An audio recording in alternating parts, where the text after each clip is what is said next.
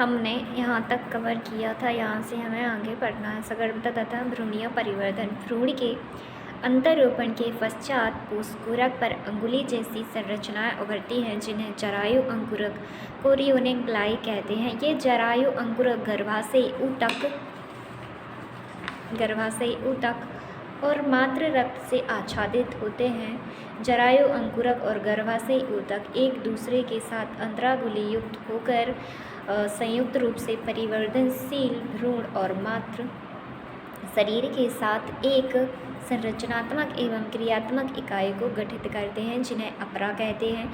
अपरा भ्रूण को ऑक्सीजन तथा पोषण की आपूर्ति एवं कार्बन डाइऑक्साइड तथा भ्रूण द्वारा उत्पन्न उत्सर्जी अपशिष्ट पदार्थों को बाहर निकालने का कार्य करता है। यह अपरा एक नाभि रज्जु द्वारा भ्रूण से जुड़ा होता है, जो भ्रूण तक सभी आवश्यक पदार्थों को अंदर लाने तथा बाहर ले जाने के कार्य में मदद करता है। अपरा अंतःस्रावी ऊतकों का भी कार्य करता है और अनेकों हार्मोन जैसे कि मानव जरायु gonadotrophin, human chorionic gonadotrophin HCG, मानव अपरा lactogen, human placental lactogen HPL, estrogen, progestogen आदि उत्पादित करता है। सगर्भता की उत्तरार्ध की अवधि में अंडाशय द्वारा रिलैक्सिन नामक एक हार्मोन भी स्रावित किया जाता है। हमें याद रखना चाहिए कि HCG, HPL और रिलैक्सिन स्त्री में केवल सगर्भता की स्थिति में ही उत्पादित होते हैं। इसके अलावा दूसरे हार्मोन जैसे estrogen, progesterone, cortisol, prolactin, thyroxine आदि की भी मात्रा सगर्भता के दौरान माता के रक्त में कई गुना बढ़ जाती है। इन हार्मोनों के उत्पादन में बढ़ोतरी होना भी भ्रूण वृद्धि, माता की उपापचयी क्रियाओं में परिवर्तन तथा सगर्भता को बनाए रखने के लिए आवश्यक होता है। अंतरोपण के तुरंत बाद अंतरकोशिका समूह इनर सेल मास जो होता है बाह्यत्वचा नामक एक बाहरी स्तर और अंतस्त्वचा एंडोडर्म नामक एक भीतरी स्तर में विभेदित हो जाता है और इस बाह्यत्वचा और अंतस्त्वचा के बीच जल्द ही मध्य जनस्तर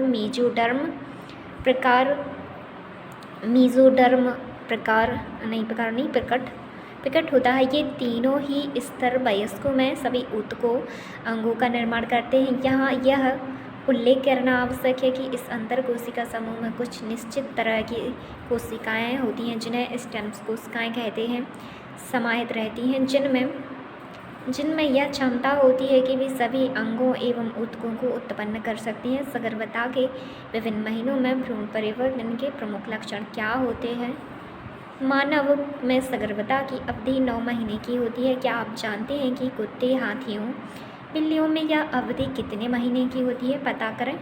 मानव में 1 महीने की सगर्भता के बाद भ्रूण का हृदय निर्मित होता है। एक बढ़ते हुए भ्रूण का पहला संकेत स्टेथोस्कोप से उसके हृदय की धड़कनों को ध्यानपूर्वक सुना जा सकता है। सगर्भता के दूसरे माह के अंत तक भ्रूण के पैर और उंगलियां विकसित होती हैं। 12वें सप्ताह यानी पहली तिमाही के अंत तक लगभग सभी प्रमुख अंग तंत्रों की रचना हो जाती है।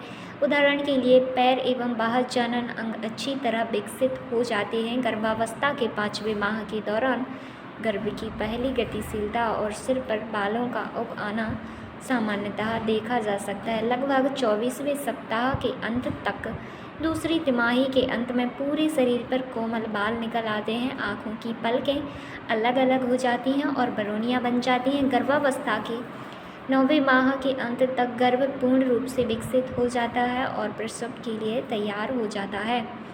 प्रसव एवं दुग्धस्रवण।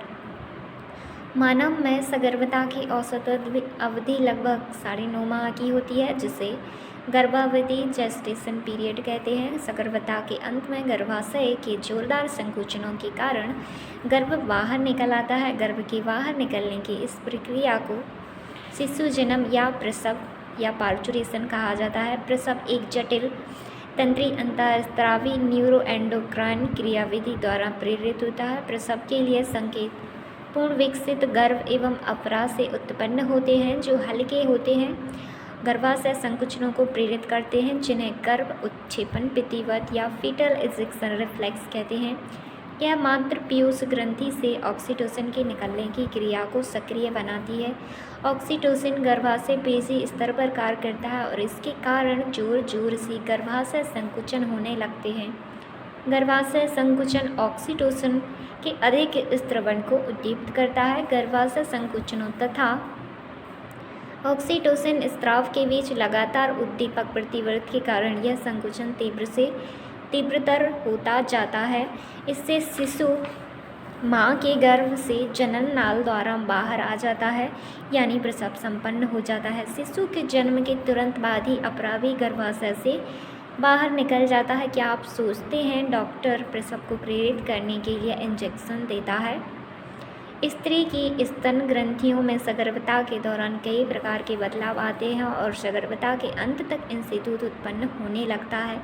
इस प्रक्रिया को दुग्ध स्रवण लैक्टेशन कहते हैं। यह माँ को अपनी नवजात शिशु की आहार पूर्ति कराने में मदद देता है। दुग्ध स्रवण के आरंभिक कुछ दिनों तक जो दूध निकलता है उसे प्रथम स्तन्य खीस या कोलेस्ट्रम कहते हैं, जिसमें कई प्रकार के प्रतिरक्षी एंटीबॉडी तत्व समाहित होते हैं जो नवजात शिशु में प्रतिरोधी क्षमता उत्पन्न करने के लिए परम आवश्यक होते हैं।